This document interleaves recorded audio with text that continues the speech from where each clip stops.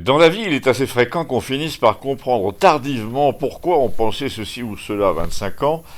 Et Léon me l'a confirmé, lui qui a des éclairs de lucidité depuis l'enfance, il m'a dit, au fond, une grande partie de ce que nous allons penser, voire observer plus tard dans la vie, nous est déjà intuitivement connu, et quand on a passé 50 ans, il y a une foule de choses comme ça qu'on accueille quand elles arrivent avec un petit mouvement intérieur, un hochement de tête du fort intérieur qui veut dire je le savais.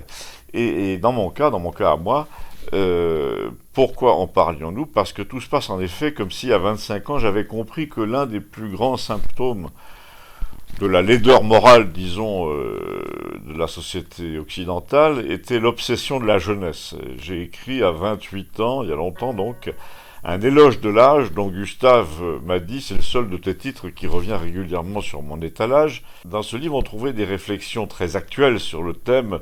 On nous dit que la vieillesse est une catastrophe en politique, qu'elle est source d'immobilisme, de défaut d'audace, voire de perte de jugement. Mais ce qui est rassurant, c'est que la vieillesse n'a rien à perdre, ni rien à gagner, pour peu évidemment qu'elle ait compris que nous sommes simplement de passage dans cette vie et qu'il y en a une autre. Pour peu donc qu'elle possède les vertus mentales de la vieillesse et la sagesse qu'on lui attribue depuis toujours. Je disais dans ce livre, je m'en souviens assez bien, ce qu'on nous montre aujourd'hui, ce sont des vieux jouisseurs qui veulent rester sportifs et consommateurs compulsif jusqu'à 88 ans, donc ça n'a rien à voir avec le vieillard d'autrefois qui met de l'ordre dans ses pensées, dans ses affaires, et qui exerce un magistère moral. On voit très bien aujourd'hui, quand on regarde Joe Biden, par exemple, à quelle sorte de vieux moderne je faisais allusion à l'époque, Joe Biden dont on voit que dans sa vieillesse, soit à peu près mon âge aujourd'hui, au début de sa vieillesse, donc il amassait encore et toujours des millions de dollars, et il courait après le pouvoir. Quand on remonte dans son passé, on voit un profil de jeune loup de la politique américaine, voué à devenir un vieux loup, mais restant un loup quand même, ou plutôt un renard, un type animé par la convoitise et par la ruse.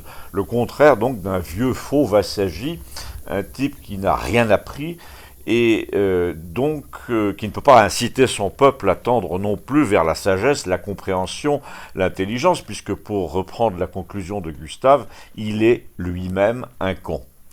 Pourquoi je dis ça? Parce que ce défaut de magistère, on pourrait dire de philosophie, on l'observe en ce moment dans toutes les démocraties modernes qui n'obéissent plus à une morale mais à des consignes fournies par la machine elle-même, la machine économique, la machine financière, la machine qui dévore les êtres et les peuples.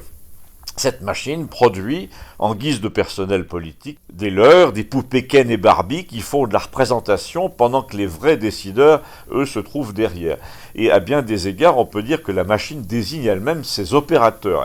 Elle les choisit, Parcoursup, ensuite elle les forme et enfin elle les recrute. On comprend sans doute pourquoi je disais ça à Gustave. Nous évoquions évidemment l'extraordinaire floraison de vocation politique juvénile à laquelle nous assistons en France en ce moment, à la faveur des tumultes électoraux à répétition que nous vivons, les Bardella, Attal, Séjourné et compagnie, sans oublier évidemment leur guide suprême, l'horrible Macron, tous entre 25 et 45, et Gustave, en bon littéraire, a commencé par dire, déjà je peux pas les saquer tous à cause de leur vocabulaire. C'est la génération celles et ceux, toutes et tous, congolaises, congolais, et il nous a fait bien rire en disant le petit prince de la médiocrité, la Macron, nous a fait le coup lors d'un voyage en Afrique. Il avait commencé à dire les Maliens et les Maliennes, les Camerounais et les Camerounaises, mais il s'est arrêté avant Burkinabé parce que ça faisait burkinabaise.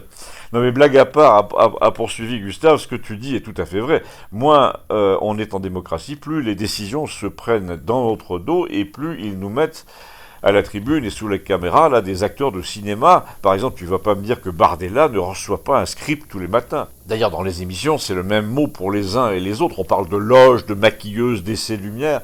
Non, je lui ai répondu, je vais pas te dire en effet qu'il n'y a aucun rapport entre le showbiz et la politique. Au contraire, mais je vais te dire bien autre chose, et Léon aussi, quand on sera passé en zone libre, parce que le rapport à l'âge est devenu, comme on dit, un marqueur. Personnellement, puisqu'il est question sans arrêt de la diversité, de la parité, etc., je serais assez partisan d'une représentation nationale, d'un parlement puisqu'on s'apprête à le désigner, qui reflète exactement la pyramide des âges. Il se trouve qu'en France, nous avons encore pour un moment une dominante dans la population de gens âgés à cause des personnes nées en grand nombre après la guerre, dont je fais partie. Eh bien, il faudrait qu'elles soient représentées à proportion du nombre qu'elles sont dans la population.